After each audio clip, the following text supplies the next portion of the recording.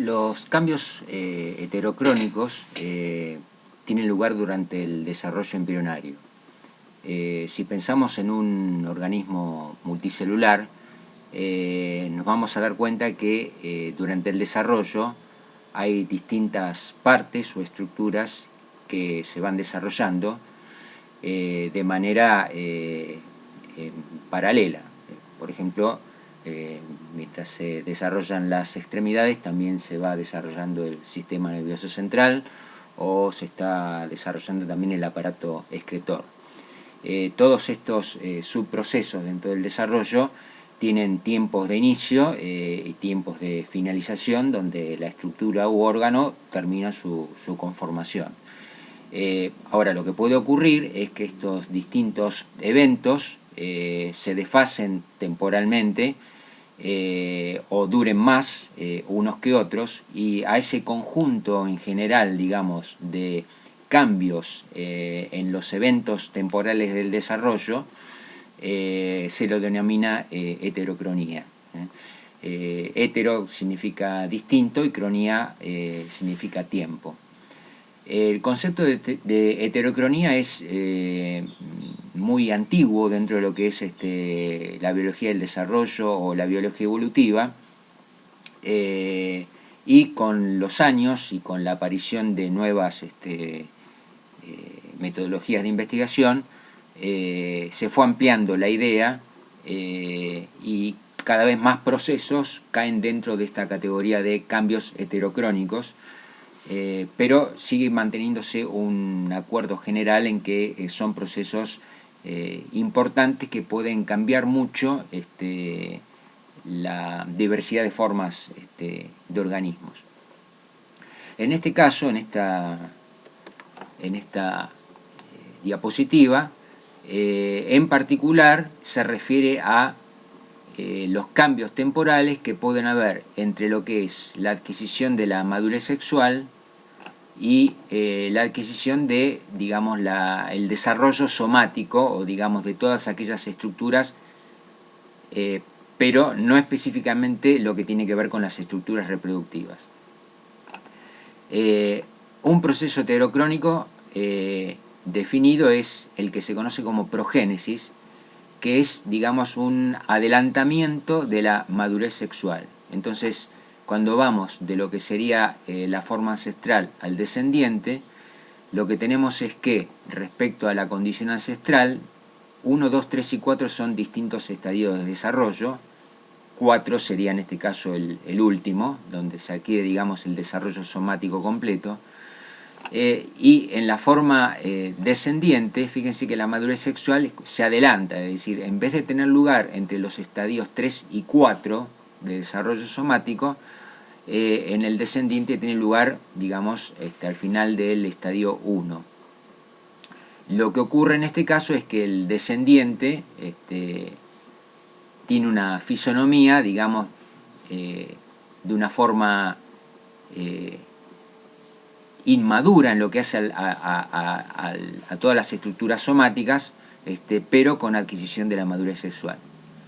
La neotenia es el ejemplo opuesto, en el cual la madurez sexual en el ancestro ocurre, digamos, entre los estadios 3 y 4, y lo que sucede en el descendiente es un atraso de los estadios de desarrollo somático, por lo cual la madurez sexual en el descendiente tiene lugar en el mismo punto temporal, pero como hubo un atraso en el desarrollo somático, esa forma, digamos, también va a tener forma, digamos, de un estadio juvenil, digamos, pero con madurez sexual.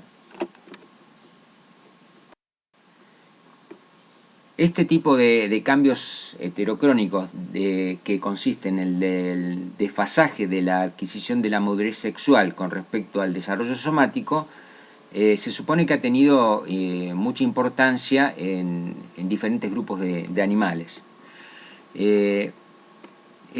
Este que tenemos acá, esta especie que tenemos acá de un anfibio, Ambystoma mexicanum, es un ejemplo de especie neoténica, es decir, el adulto de esta especie tiene la apariencia de un animal juvenil, porque conserva, por ejemplo, las branquias y una cola con una aleta caudal desarrollada, pero adquirió madurez sexual, ¿sí? Es decir, esta es una forma adulta en relación a las estructuras reproductivas sexuales, ¿sí?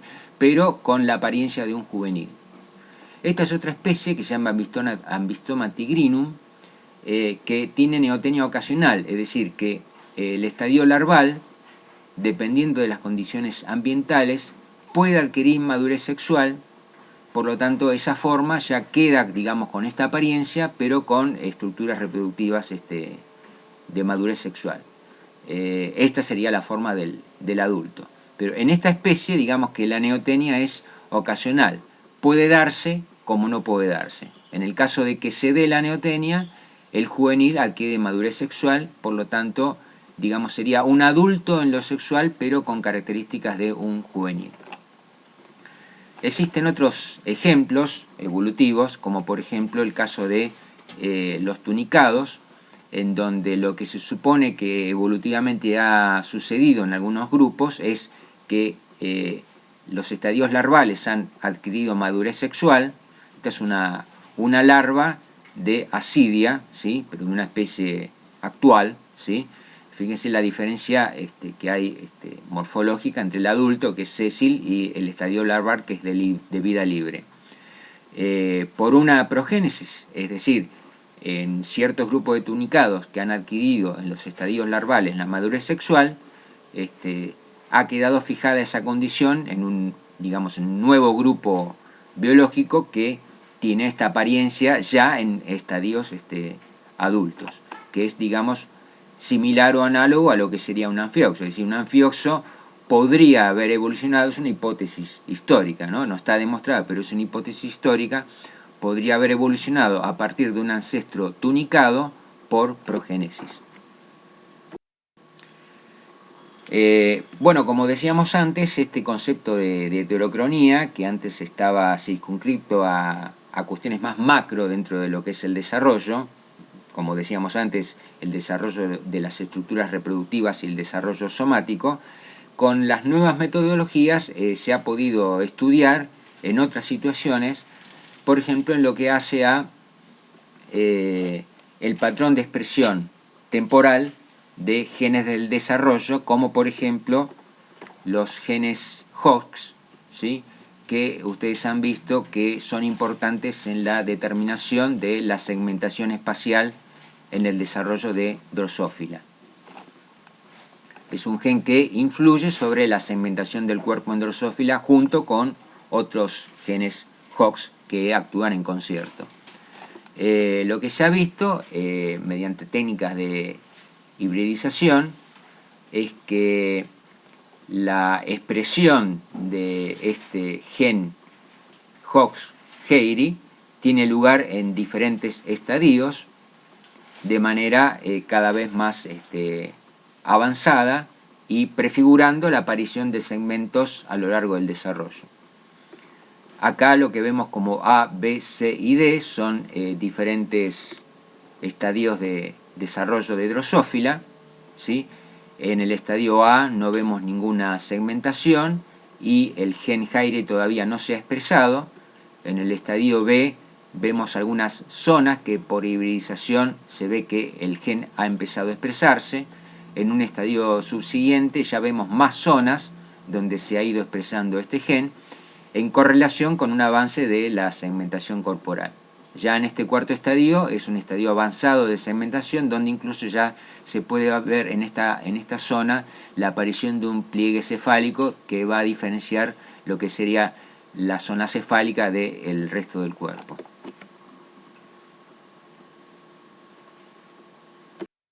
Lo que se ha visto comparando de forma interespecífica diferentes especies de Drosophila, en este caso especies de Drosophila melanogaster, Drosophila simulans y Drosophila pseudooscura, se ha comparado el patrón de expresión temporal de este gen Heiry que actúa durante la segmentación.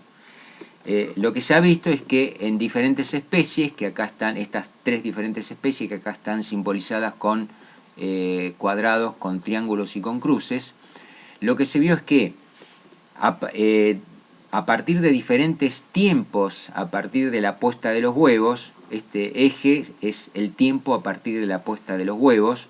Estos son horas, o sea, fíjense que es un periodo de tiempo muy acotado, porque es el desarrollo, digamos, de Drosófila. Y en el eje vertical lo que tenemos son estos diferentes estadios de desarrollo que habíamos visto en la diapositiva anterior, desde el inicial, donde todavía no hay ninguna segmentación presente, hasta el estadio final de segmentación, donde ya aparece un pliegue cefálico. Y lo que se ve es que a partir de la puesta, ¿sí?, la aparición de estos diferentes estadios de desarrollo no es igual en todas las especies. Por ejemplo, si nos paramos en este punto, vemos que la especie representada acá con el triángulo, o sea, Drosophila pseudooscura, todavía está en un estadio de desarrollo 4, ¿sí?, mientras que la especie representada acá con un cuadrado, ¿sí?, que es Melanogaster, ya está en un estadio de desarrollo correspondiente a C, ¿sí? Finalmente, todas estas 3 especies van a convergir y a las 4 o 5 horas de la puesta de los huevos ya todas adquieren un patrón de segmentación similar, pero la forma en la cual llegan es distinta, ¿no es cierto? Temporalmente es distinta.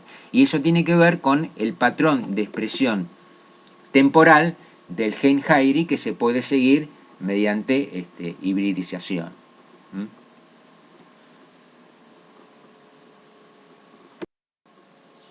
Otro ejemplo, los que cursaron evolución posiblemente se acuerden de este ejemplo, o sea que para ellos va a ser un pequeño repaso. Es otro tipo de estudios que han correlacionado las diferencias morfológicas que hay en el pico de diferentes pinzones de Darwin, desde especies que tienen picos robustos hasta especies que tienen picos que son mucho más delgados y puntiagudos, con diferentes dietas.